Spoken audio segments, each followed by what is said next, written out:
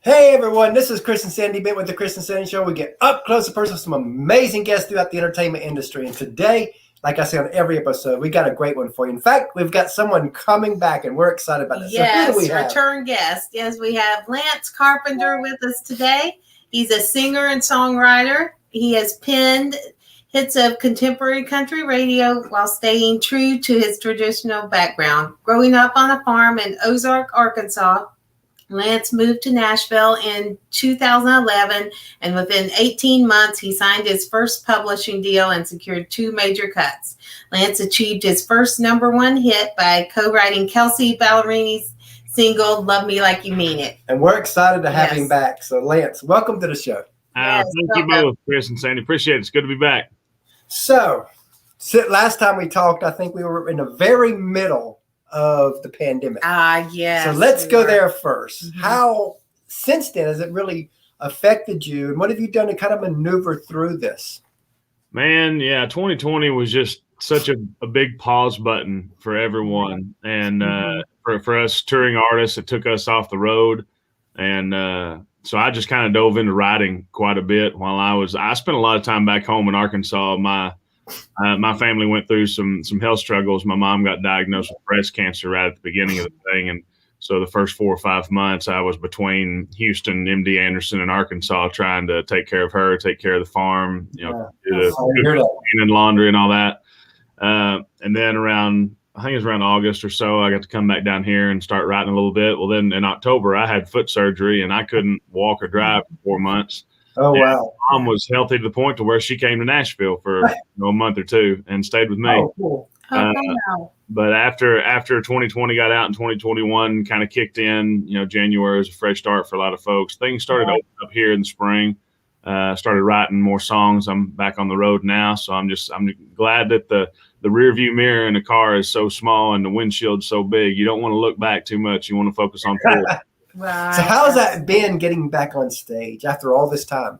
It's been great, man. My first rehearsal with the band, we got in there and I thought, if we can just get through this and I don't drop the guitar and forget every other word, we're going to be all right. But it was one of them, the first couple of songs, once we got them in, it was just kind of motor muscle memory. And it felt like we hadn't been off the road, but for a few weeks. And the first time at a show in front of people, everything went great. And it felt fun to be back on stage and in front of people. That's like for us, we launched this show, as you know, January of 2020. And the original plan was 100 interviews our first year. Mm-hmm. And then COVID happens. And I'm thinking, this might be our opportunity. Yeah. As a brand new show, artists, songwriters, actors, and all that might be willing to come on a brand new show that they normally wouldn't be willing to come on because of the situation. Yeah. So we just reached out to everybody. And because of that, we're over 400 interviews since. Man, that's awesome. Big props. I guess around the 400 mark, I quit counting. We're probably about 430 or so, but right. I'm just, it's like, okay, I'm tired of counting now. Yeah. Keep up with every one of them. That'll be a good number to keep up with everybody. Yeah, when we get close to 500, then I'll be okay. We'll be tallying it again, and because I know about where we're at. Yeah. Right. So, everybody would ask, when did you know you wanted to do music? I always like to go deeper. When did it click that this could be a career move for you? For me, there was a cruise that I went on, an Alabama and Fringe cruise that was in October of 2013. And I had already moved to Nashville. I'd already signed a publishing deal, but I was still working for FEMA. I traveled the country with the Department of Homeland Security and did disaster response and recovery. Oh, wow. And I met some guys on that trip. It was Alabama and Diamond Rio, Craig Morgan, a bunch of big mans. And then there were some smaller bands at the time. Natalie Stovall was there, Laura St. Jane, Joe Bachman and his band. A few others, and one night Joe Bachman's band left a guitar on stage and said, if anybody wants to jump up and do like a live cover song, feel free. We're going to take a break. And I jumped up. Wow. One of my songs. Took your opportunity. Yeah, I jumped up and sang one of my songs, and they came up to me and Chris Oz, who's a good friend of mine now, and we write a lot together. He said, man, he goes, I've never heard that. Whose song is that you did? And I go, oh, I wrote that. He goes, man, you should go to Nashville. And I'm like, wow. Well, I live in Nashville. And he goes, well, man, in Nashville, there's these things called publishers. Have you ever met with a publisher? I said, yeah, I'm signed to Bigger Picture Music Group Publishing. And he goes, oh, you do this for a living? And I go, no, it's a hobby. I work for the government doing disaster response. He goes, wait, what? And we got back to port in Miami, and I had like 4 hours before I could check into my flight. My girlfriend at the time was flying back to LA a lot earlier than I was going back to Nashville. And I sat down and I wrote my resignation letter and I emailed it to myself. Wow. And 2 weeks later, I opened it and I read it and I thought, you know what? I want to do this full time. And I sent it into DC and got an email back that said, good luck in the music business, Carpenter. And the rest is history, huh? Yeah. Because and let's talk about that. You know, you get to Nashville, and 18 months later, you're riding with Kelsey, which of course a lot of people didn't know who she was at that time. Right. I remember last time you told us a little bit of that story. Tell us that story. I love that story of how that just came about, and it wasn't supposed to be what it is. Yeah, I moved to town in February of 2011. It was probably 2014 when I met Kelsey. And she had just signed a publishing deal at Black River, as did Josh, and her producer, Forrest Whitehead, was my roommate at the time. And we would get together on Monday nights around 6 o'clock and write or hang or go eat dinner or watch a movie. Kind of just, that was our time to just chill. Even though we were roommates, we were so busy, we had to schedule time to hang out and write. And on this Monday night, me and Forrest didn't have anything started. And he goes, hey, Josh and Kelsey's up front. Do you want to go just hang with them tonight and see if they want to stick around? I go, dude, that's a great idea. I'll order pizza and we'll just get to know them. And we sit around for a few hours. And before you know it, you get 4 songwriters in a room.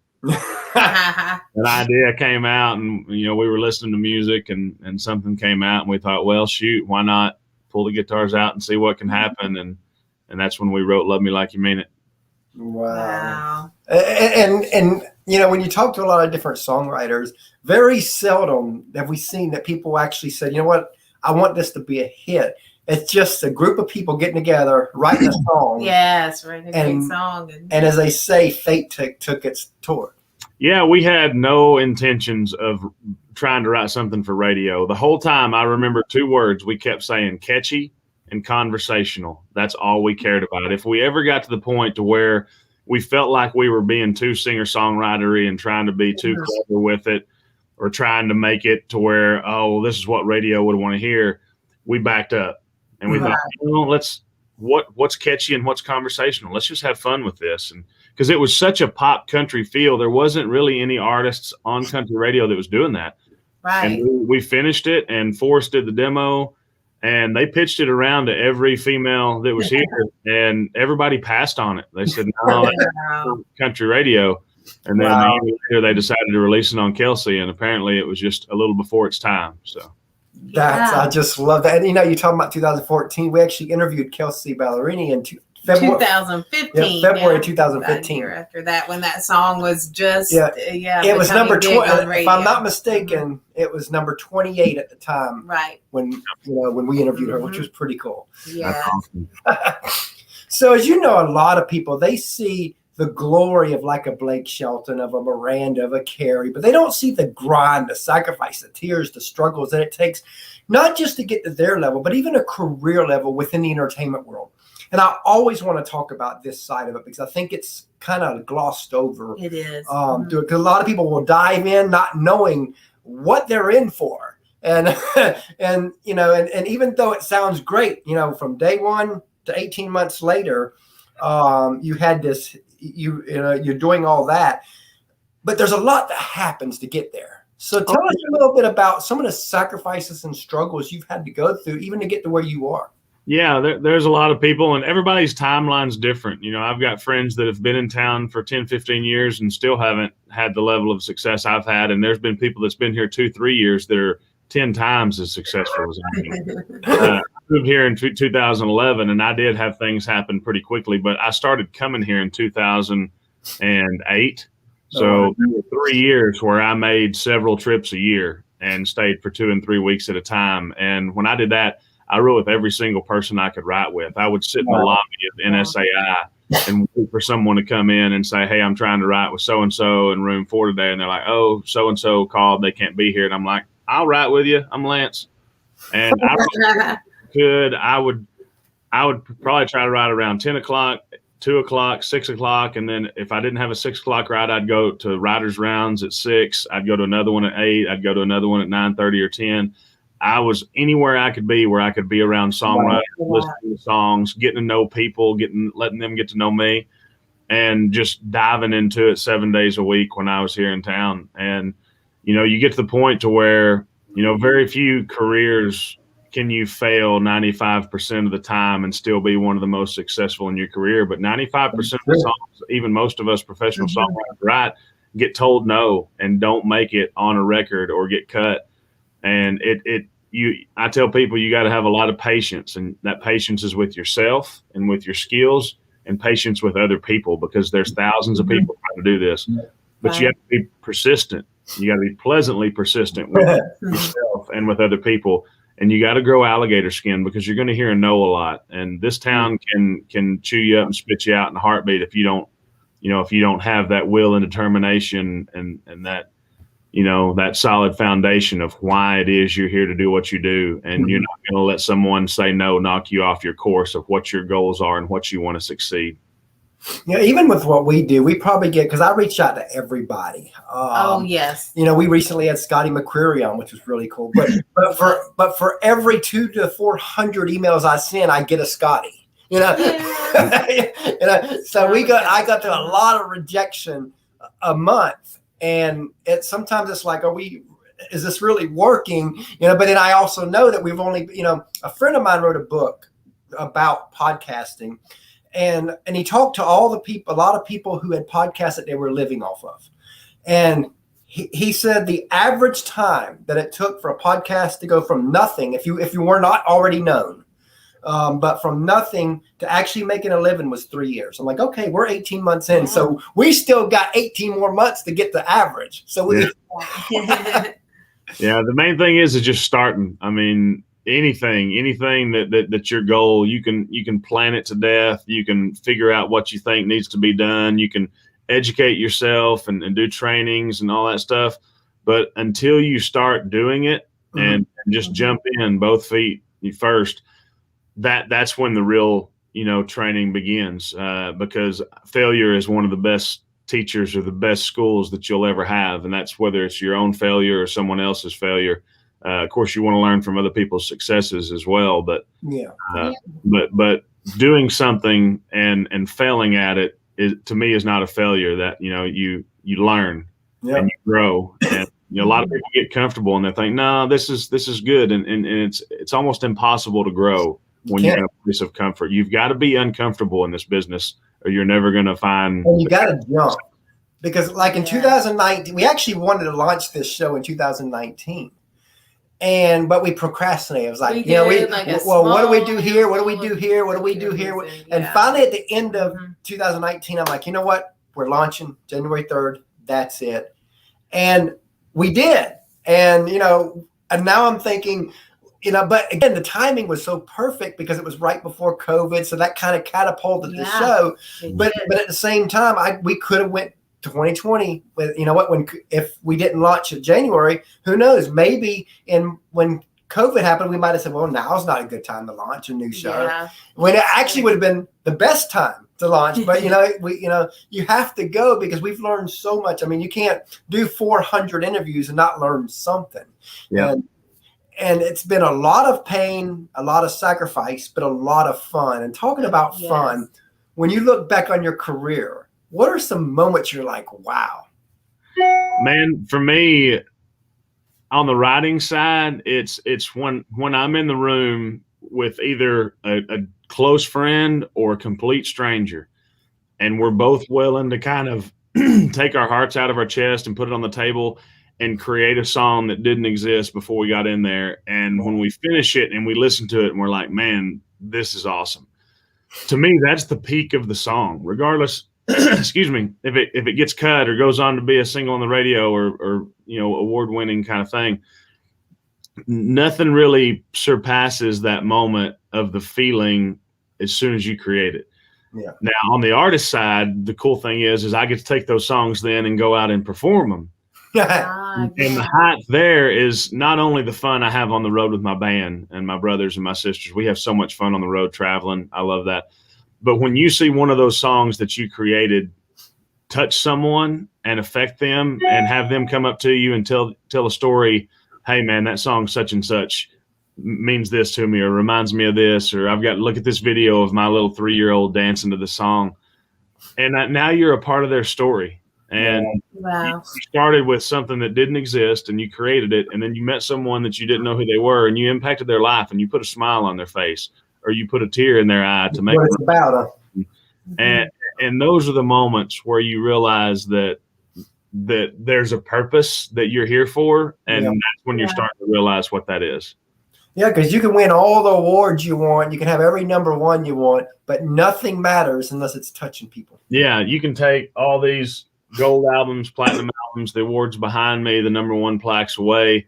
Take all that away, I'm fine. But you take the relationships and the friendships and the memories that we've made through the last 10 years of me living in Nashville, I'd be a wreck. I don't know who I would be without those people in my life. And, April was the first time we ever visited Nashville. We visited again for July 4th week. And so we were one of the crazy people down there with 400,000 people watching fireworks. Yep.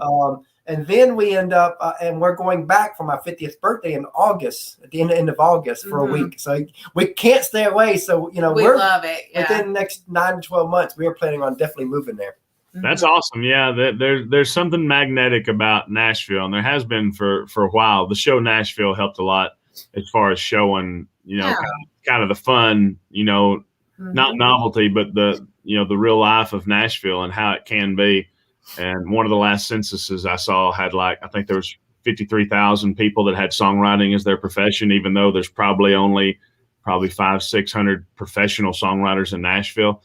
But aside from that, man, you got the sounds and you got so much going on here, the country music history, all the other, business that's going on here. And it's beautiful. And, if we had an ocean, it'd probably be the best place on earth. Absolutely. It's funny you say that because I've always wanted to move to Florida. I love the beach. We live in Savannah, so we're at the coast. I've been at the coast since 14. I'm about to be 50. So I'm a coastal guy. And that's really the hardest part. I'm like, there's no beach there. But then there's everything else. Everything else is there. And I'm like, because I'm like, you know what? They need to put, because one of our favorite churches is in Charleston called Seacoast. I'm like, they need to put Nashville and Seacoast Church down in Florida.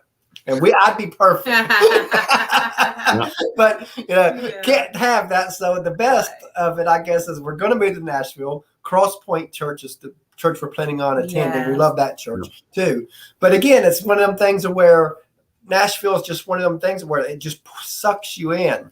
Oh yes, we love being around all the music there. Yeah, and you got such of a melting pot of people and cultures here because people move around from all over the country here. And at one point, there was 100 or 200 people a day moving to Nashville. I think it's about that again now. I think y'all pretty much have got right back where you were before COVID. Yeah, it's been crazy. I'm during COVID with music shutdown, I started flipping houses with two friends of mine who've been doing that for about 8 years. And we flipped 3 during 2020. And now there's low inventory. It's almost impossible to get a house to flip it because even ones that you typically could get them for 10, 12,000 under what they're asking. Now that ain't happening. 30% over ask. Wow. I bet you wish you could have bought maybe 10 or 20 homes during the pandemic. Absolutely. Yeah. For real estate, the best time to start is 20 years ago, and the second best time to start is right now. So we're still actively looking for our next flip or next opportunity to buy a rental, or I may turn my current house into a rental and move just a little bit out of town. Get that ball started rolling. So you do a mentoring program. Tell us about that. I do. Yeah. It's something that I've been doing off the books since 2015 through organizations like NSAI and Global Songwriters to where, and Barbara Cloyd and other people would call me in and I would talk to writers and evaluate songs and talk to them about my journey and things like that. And they've since I do more of the artist things, every once in a while they would call me and say, hey, we don't have an artist mentor, but you're an independent artist and you're touring. Now you've signed a record deal with Toby Keith. Would you talk to this artist? Because we don't have someone who's like a dedicated artist mentor. And I'm like, absolutely, send them my way. So I've been doing that for a while. And probably around 2018, I started writing business plans on what would it look like.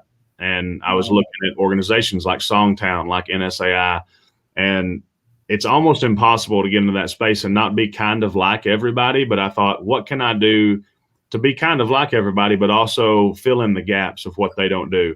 Yeah. And me not being a big organization or a nonprofit, I don't have to be so politically correct. I can be honest. If your song sucks, I can tell you. I don't have to sugarcoat it. I can be honest with you. I don't think this song is to the par to where you need to start meeting with publishers, and I can have a little more one-on-one approach. So pandemic, again, a silver lining of it is it put me on my butt for a while with the surgery and everything. And it gave me a chance to pull out. I had like 3 different business plans and decided I started to just do a course for artists. One for touring, one about merch, one for rehearsals, one for live stage production. And I thought, no, and my friend Forrest Whitehead does a thing called Music City Playbook where he's doing courses for production and songwriting. And I thought, well, I don't want to, he's doing that right now. I don't want to jump into doing courses and be a direct competitor with him because I'm going to help him any way I can as well. And I met a guy on an app called Clubhouse that builds communities. And so I decided to build a community. And a lot of people do courses and then do like a Facebook community. And I kind of did it backwards where I'm building the community first. And once we get a lot of material in there a year from now, I can take all that material and start building smaller courses. And put it out there for folks that aren't in Nashville to where they can have access to someone here. And if they like the course and they want to go deeper into it, well, here's this community that we've developed. And we've got all these members who right now we've even got people who are sync licensed folks who have done stuff for T-Mobile and had stuff in movies. We've got published writers. We've got, musicians that are, world class in there. And we're just now starting. We've been about 4 months in. I'm just now kind of letting the world know about Music Row Coach. But if you're an artist or you're a songwriter and you're wanting to figure out what it takes to make it in this business and do it to where you don't have to live on your own failures and your own mistakes, I've got 10 years of them that I can teach you. And I love helping people. And if I can shave 2, 3 years, 4 years off someone's career by keeping them from making those mistakes. Speaking of that, what would you say is one of your biggest mistakes you made at the beginning of your career that a lot of people do make? Probably one of the biggest mistakes I made was thinking that if I went into a publisher's meeting and they loved my song, they were going to be able to pitch it and get it cut that day, and it would be on record the next week, and I would be a big time writer. But the core of that is thinking that that my goal for the publisher meeting was have them fall in love with a song. Like this publisher's going to love this song, and in turn love me, in turn sign me. But what a publisher meeting does is it lets them get to know you. And if you can't build that relationship, going into business with someone where they're going to be paying you $20,000, $30,000 a year for 2-3 years, and you're constant, like every day in there with them, you want to make sure that there's, a good relationship there, whether it's music or not. And you've got to go in, and I tell writers, I said, one of the biggest mistakes I did was going into those meetings and playing them songs I thought were my best, hoping they would love them. And now I tell all my friends, the first publisher meeting you go to, you don't have to play a song. You can go in there and instead of guessing what you think they want to hear, ask them to play you a couple of songs that they're really excited about right now. Ask them about their writers that they signed.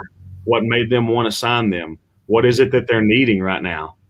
And once you get that information, then you can go into your catalog and go, okay, instead of playing these 4 songs I was going to bring in, I'm going to bring this one song because that might fit it a little better. And that's just going to put you in a better position, because if you go into that first meeting and play the wrong songs, it may be 2-3 months before you get back in there with them, if ever.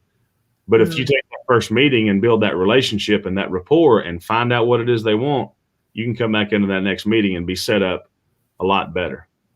Man, I really love that. I would have never thought that if, but that makes a lot of sense because again, when you're dealing with other people, you don't know what their tastes are, and you might play, like you said, play something that they just don't like. It's not that you got a bad song. Right, but is that they don't. They're looking for. That's not what they're looking for. What they need. Most young songwriters, every time they go into a meeting or when they meet a writer out, like I have so many people come up to me that I have never met in my life, that I've never heard their music, and they see me play on stage, and I get off stage, and they come up and go, "Hey, man, we should write sometime." I'm like, that would be great for you, I'm sure, but what would that do for me? Who are you? And they may be the next Garth Brooks. I don't know, but young, and I say young, they could be 60, but new to music. Yes. They think, all right, what can these publishers do for me? What can this writer do for me? What can to make me have success?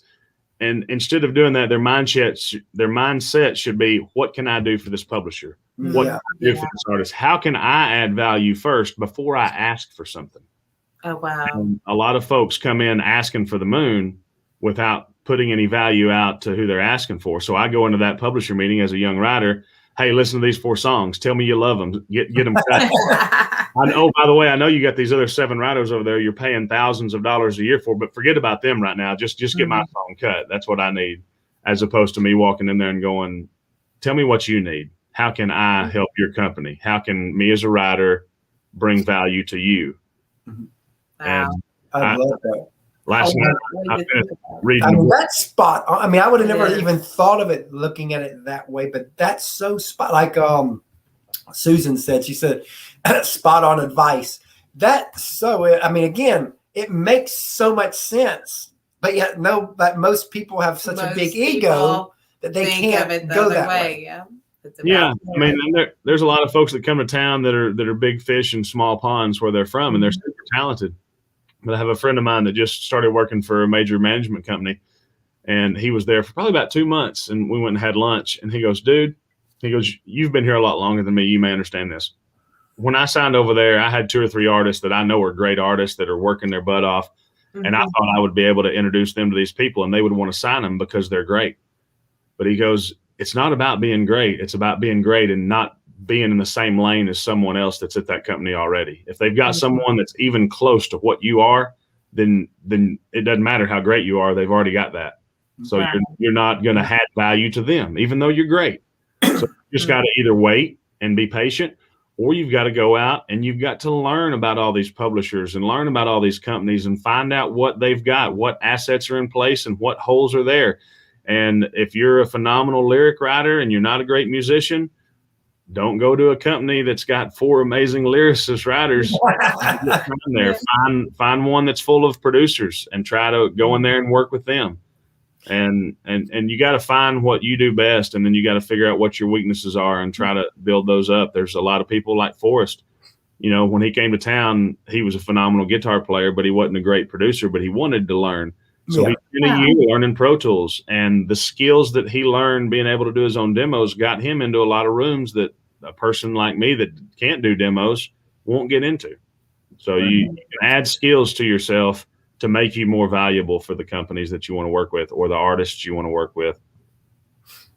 That's like even our show. I think that we've been a unique show because of our marriage. Yes, and we bring our because in a little while we bring in our little one. He got 3 questions now instead of 1 like he did last time. So he's growing in the show. So I think that's part of what makes us different. And I think because of the family atmosphere, we've had a lot of young actor and actresses that PR companies have trusted us with, the young teens and all that are on Disney and on Nickelodeon, because it's a safe space for them to come on here to talk to us. Now, the video we're going to play, the lyric video, tell us a little bit about that. Tell us about that. Yeah.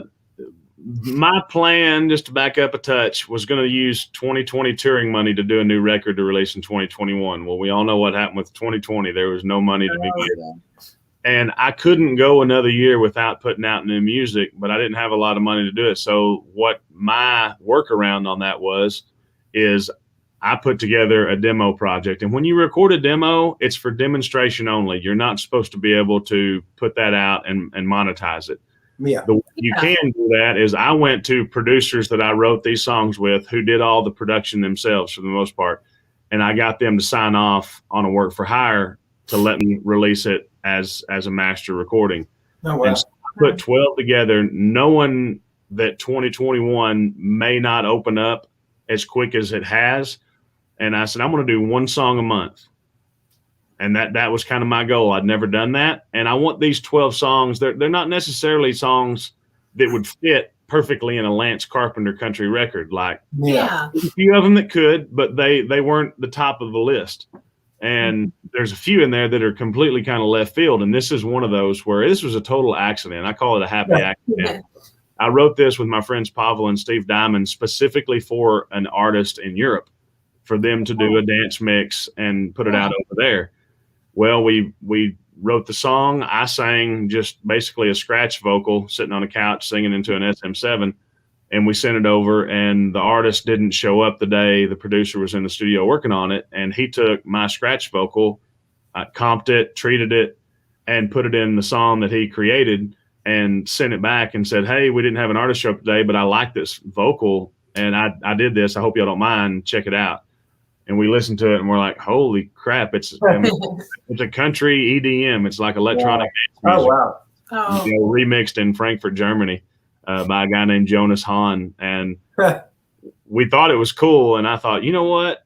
I want to put that on that demo project, because the whole purpose of the demo project, other than to get music out to my fans, is I wanted to shine a light on my co-writers and on the various producers I work with, and to show them that I don't just write super traditional country music. I write a little on the rock side, a little on the Christian side, a little on the pop side. Yeah. And I got to put these songs out without having to be in a box. And a lot of people, it's good to know what you do and sometimes to stay in your lane. But for me, I'm super creative dude as a writer, and I wanted to show the different sides. And so I put out this demo series, and this song turned out so good, and we did a lyric video, and I think that's what y'all are about to see right now.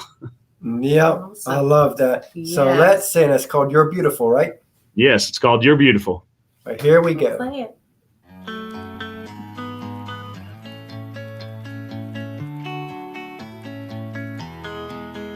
Like a flower in the spring after April rain, or the sun dancing bright through a window pane, like a star falling out of the raven sky, or a slow rolling field full of fireflies. You make it look easy, like waves in the ocean. You're better than perfect, you don't even know it. You're beautiful.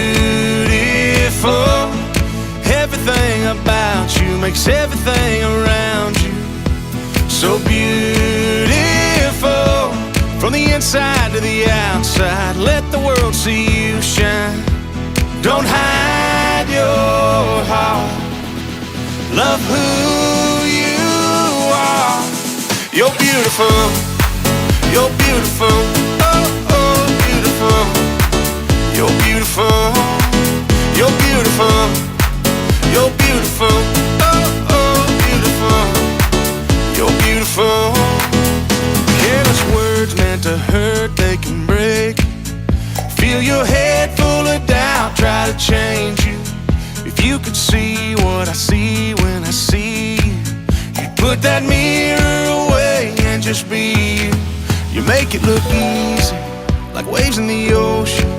You're better than perfect, you don't even know it. You make it look easy, like waves in the ocean. You're better than perfect, you don't even know it. You're beautiful. Everything about you makes everything around you so beautiful. From the inside to the outside, let the world see you shine. Don't hide your heart, love who you are. You're beautiful, you're beautiful, oh, oh, beautiful.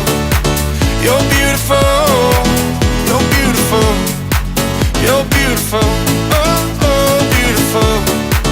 You're beautiful, you're beautiful, you're beautiful, oh, oh, beautiful. You're beautiful, you're beautiful, you're beautiful, oh, oh, beautiful. You're beautiful, beautiful, beautiful. You're beautiful,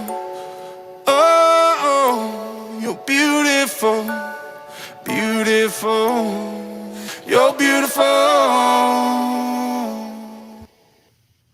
Love it. Love it. Man, that great was song. Thank you so much. Yeah, it's fun. It's unlike anything I've ever done, but it was just too fun not to include in this project. It was definitely really cool and all that. And, Yes. Again, you just never know what you're going to create as a songwriter. And it's cool that you get to do both, where you're the songwriter and the artist. Yes.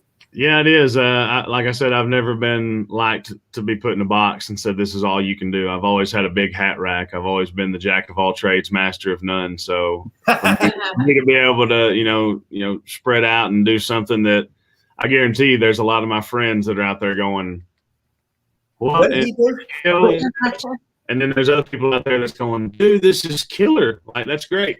Yeah. So, it's something that I'm proud of, and I'm excited to see all the reactions we've had out there. And we've been doing a campaign asking people to submit videos on talking about someone beautiful in their life and doing things like that. And we've had tons of people, sending in videos, and it's been great seeing them and then try to share them out to folks too. Love that. Yes.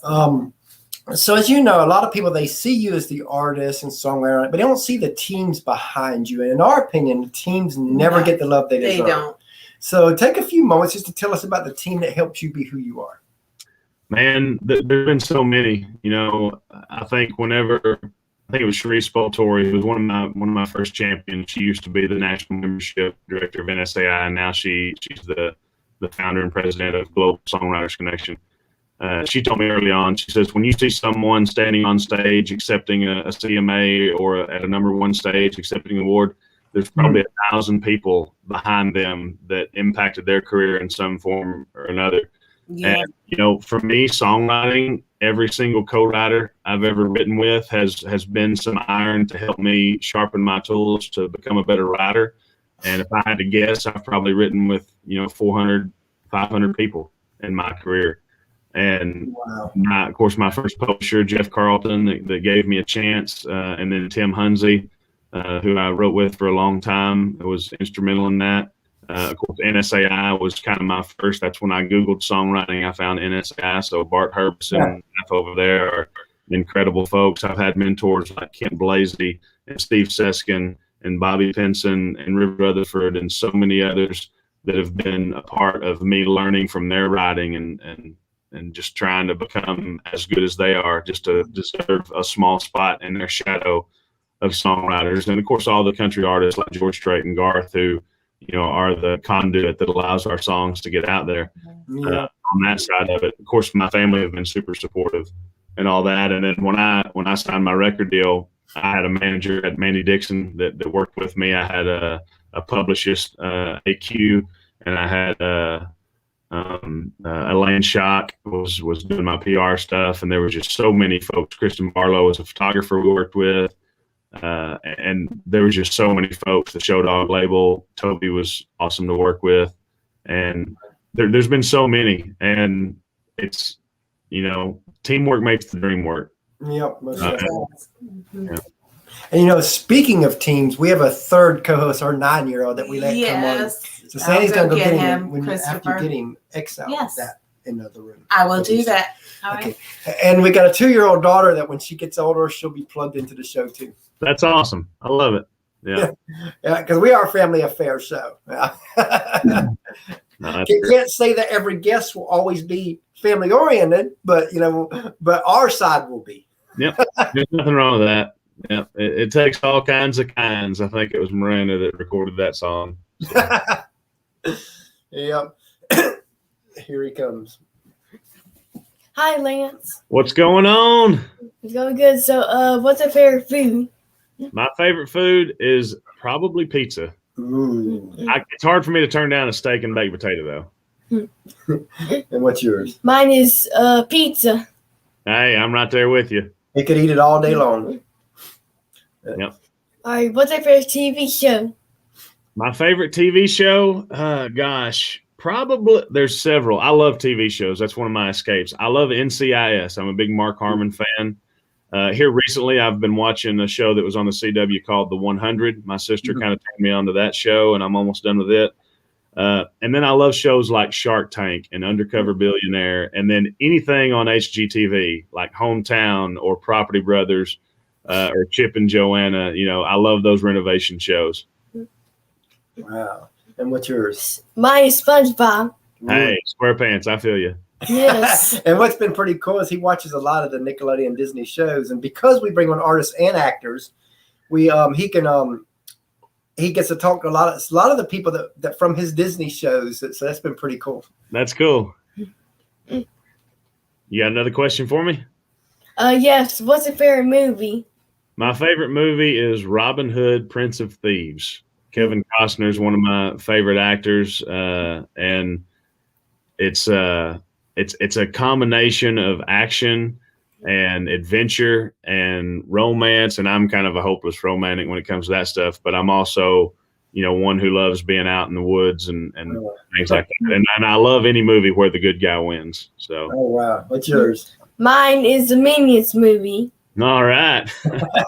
He definitely loves that. We all know how many times we've watched all that. That's great. And our little 2-year-old loves the Minions. Yeah. They're funny. Bye. Thank you so much for the questions, buddy. Yeah, as you know, I think he had just one question that first time. I was like, when he sat down, I was like, oh, we forgot to change the first question because you answered that, of course, back then. Might have been different, though, the answer. Who knows? Who knows? So, you've wrote with a lot of people, but I'm sure there's a lot of people that you have not written with that you would love to. So who's an artist, dead or alive, that you wish you could co-write with? Lee Brice. Oh, wow. Oh, he's amazing. Yeah, we had him on the show. We did last November. Mm-hmm. Yeah, I'm a huge fan of Lee's, and I love the passion that he puts in his songs. Just every song he sings feels real to me, and his vocal delivery. I'm just a huge fan. It would have been great to sit down with Johnny Cash and try to strum out. That would have been cool. Oh, yeah. I always loved the Johnny Cash story because, again, I went through 19 years of addictions and until 13 years ago. But first 5 years of our marriage, she put up with a lot. So when we hear their story, we see us Johnny in their story. Mm-hmm. Yeah. So, there's probably a ton of answers to this one. But what is a song you've heard that you wish you wrote? Oh, yeah, there's a ton of them. Of course, The House That Built Me is always one of the top of that list because it's so real. Alan Shamlin and Tom Douglas wrote that, and the story behind it too about how they sent it to Scott Hendricks and he put it on a disc for Blake to hear, and Blake was listening to it in his truck, and Brandon heard it and just in tears and said, "I've got to record that." And oh, wow! They went back and made that happen. Other than that, I jokingly say, not really, but Amarillo by Morning by George Strait, because it's my mom's favorite song, and it would be nice to have written my mom's favorite song, but. Yeah. And what would you like your legacy to be as an artist and a songwriter? What would you like to be known and remembered for? Gosh, that's a tough question. Just a good person, just a good human, someone. I guess I can I'll tell a story. When I was in 4th grade, our teacher gave us this little workbook to fill out, kind of like what life was going to look like, what your job was going to be, who you're going to be married to, what you're going to live, your kids, dogs, things like that. And at the time, I loved axes, and I thought fire trucks were really cool. So at first I wrote firefighter or fireman, and I went through all the thing, and then I thought about it. And I've been blessed to have a very diverse upbringing with my dad being a very outdoorsy person, and he can, hunting and name any kind of animal, wildlife species there is. My grandpa was more on the finance side and could build anything. And then my other grandpa was a carpenter. And then my stepdad grew up on a farm and does all that. So I had a very diverse upbringing. And so there was a lot of times where when someone needed something in my small hometown, they called my family. And my 4th grade mind erased firefighter and wrote, "I want to be the old man people call when they need something." So, I'm a connector. I love helping people. And, I just I want to be that person that, you know, if someone needs something, I may not be the answer, but I can try to help you figure out what. You're gonna help us connect with Toby Keith. Anything like that, you know, just trying to help people. I love helping folks. So just, awesome. you know, a good person, you know, Yes. good son, good brother, good friend. Awesome. Exactly. And if you could relay any message to your fans, what would you want to tell them? Thank you. That's always the first thing that comes to mind whenever I think of the fans. Without them, you know, I don't know what the Lance Carpenter artist would look like. But just thanks for being on this journey with me, and for being the energy that fills me up, gets my boots back on stage every night, and it inspires me to get into a room, to write a song, to hopefully touch you in some way, make you laugh, make you dance, make you cry, and you know, just for giving me something to look at when I'm on stage other than tables and chairs. Wow. Definitely love that. So as we come to a close here, what's next for you? Gosh, I'm diving a lot into the coaching and mentoring. I'm absolutely still writing a ton and recording new music, and I'm always going to do that. Since I've left the Show Dog label, I'm not necessarily looking to sign another record deal. It's such a demanding thing to be on a record label, and when you sign a deal, you know, they basically control everything. And yeah. You know, I'm not the kind of guy that wants to sit around for a year and let them figure out what song to be put out, and then maybe put it out or maybe not. So when I record something, if I want to release it, I want to put it out. So I'm continuing to write songs and release songs and build my relationships to try to get more things recorded. But I'm also helping a ton of folks that are on the kind of up and comer level with Music Row Coach. I love seeing people succeed. I love seeing their little breakthroughs. We had a breakfast yesterday with 7 of them, and they wanted to ask me questions about my journey. And so I'm definitely going to be diving more into that, and to find ways to open doors for them that otherwise wouldn't be open.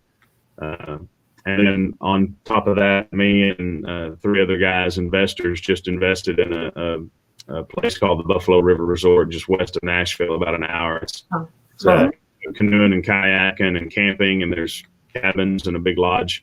And we're going to start doing some events out there, some concerts, and then I'm also going to be able to do some remote retreats for my Music Row Coach members, to do some writers retreats, do some workshops, get them here in Nashville and in front of some hit writers and some people in the business, and kind of put our own spin on it. Love that. So tell everybody how they can find you. You can find me. I'm on social media. I'm probably on Instagram and Facebook more than anything else. I am starting to do some TikTok stuff. So if y'all are on TikTok, y'all can follow my country on there too, and see what I do on there. It's kind of fun. And then my website's lancecarpentermusic.com. So any of those ways will get you towards me. I love all that. And we definitely enjoyed having you on today, just like we did before. Yes. And we look forward a third time down the road. Yes. Absolutely. Anytime. Y'all just let me know. You will. Have a great day. Thanks so much for your time today. Thanks. See ya.